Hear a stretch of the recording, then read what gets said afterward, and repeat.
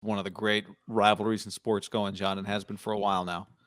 The winner of this game will be allowed to breathe just a little bit. I think that's the simplest way the first thing, the big headline to me on this game is both teams are just have a little chest tightness at the moment.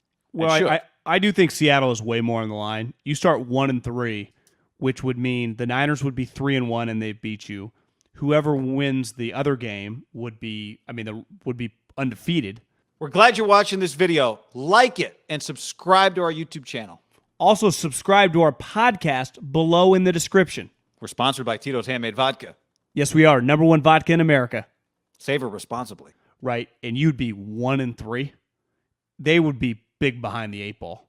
It's crazy because the Niners are coming off a pretty gut-wrenching loss where, let's face it, they didn't play that well.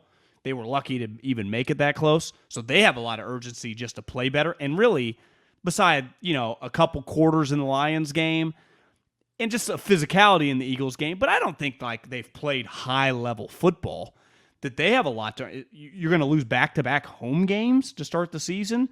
Seattle's going to start 1-3. Like, at the end of the day, the Arizona-Rams game, whoever loses, unless they have a major injury in that game, it's not that big a deal, right? You'll be 3-1. You've played pretty well. You'd be like, our one loss is to a division rival that's undefeated. It's going to age pretty well, especially if the game's within like 10 points. This game, we will have some strong takes after the game on the loser. If it's Seattle, it's like, I wouldn't count them out, but they are fucking way behind the 8 ball. If it's the Niners, you go, well, they've played 2 good teams now, and they've lost both of the games. So how could we call them a playoff team currently constructed? I couldn't. No, it's to me the Packers game is like 2 different things. It was a heartbreaking loss for them, but more so to me the takeaway was you guys couldn't. Why did you look so bad? Yeah. Like if they had lost like that, let's say the game had been reversed. The way the Packers played was the way the Niners played, and the Packers drove and took the lead with a minute left, and the Niners didn't have a game-winning drive. The Packers just won.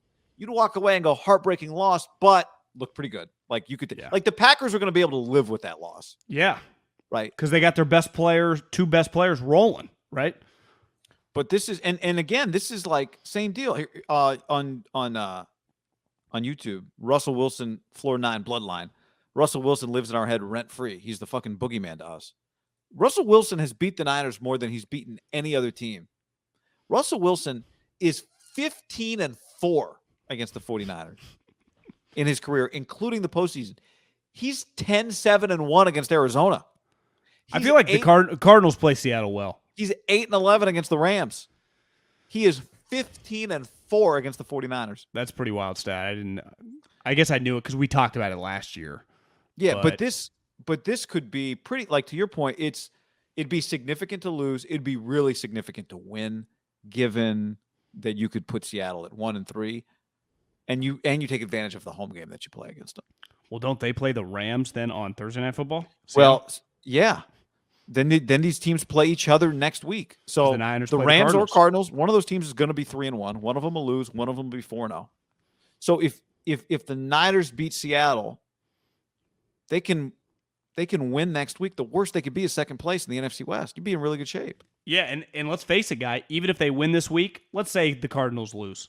And you're getting them at 3-1, there's a lot on that game. Because if they beat you, then they're 4-1 with a win over you, right? Like these next 2 weeks are really, really big. I mean, they just funny, are. The way we talk about like a 2-week stretch is like if you could just split.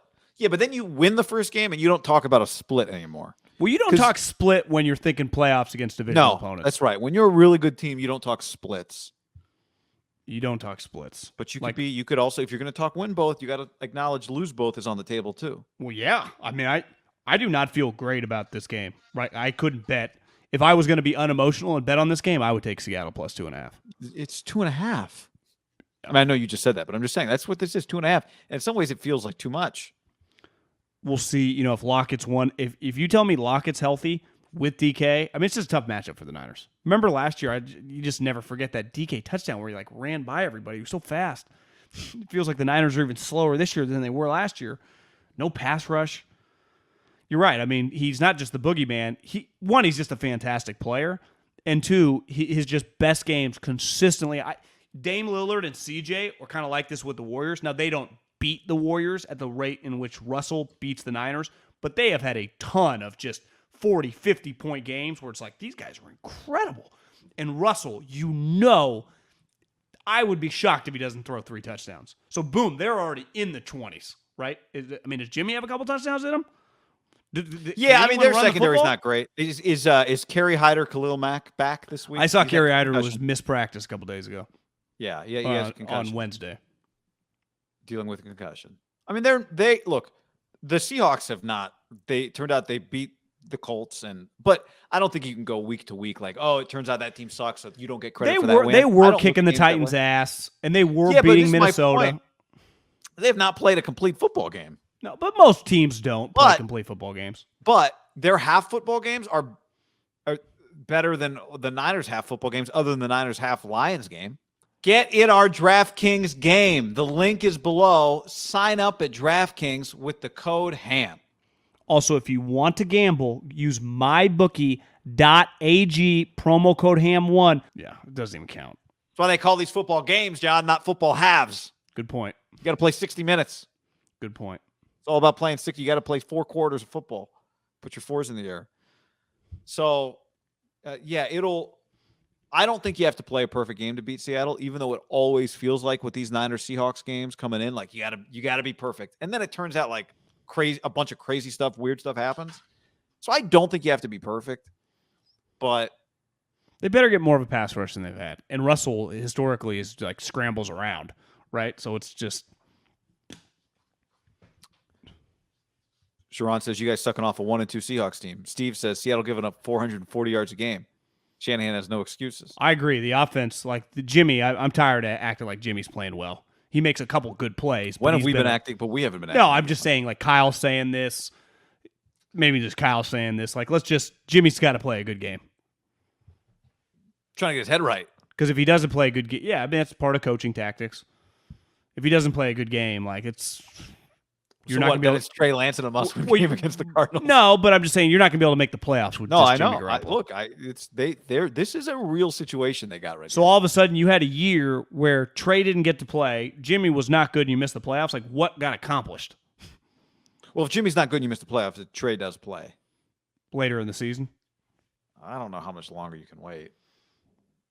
Yeah, time's ticking. If you lose this week, you depending on how it looks. Yeah, you're not going to play him against Arizona. But you could play him out of the bye. Which is what we kind of had talked about at the beginning of the year. Because to me, you can't – the question then becomes, and this will be a conversation if we get there. But so you're saying he's 2-3 starting out of the bye if they lose these next 2 weeks? Well, the question I think is, if there's still a sliver of playoff hope, does that mean you stay with Garoppolo, or does that mean you go, we got to change something, maybe last-ditch effort, Trey Lance can get us to the playoffs? Right? How does Kyle – my gut is his first reaction is if there's a sliver, we stick with Jimmy. But it depends how Jimmy looks. Well, the way he's looked, and they keep losing, you're not going to have a Here's choice. the other thing. There's no, I don't assume health. The situation could also force itself. I don't know. He got kicked in the shin last week.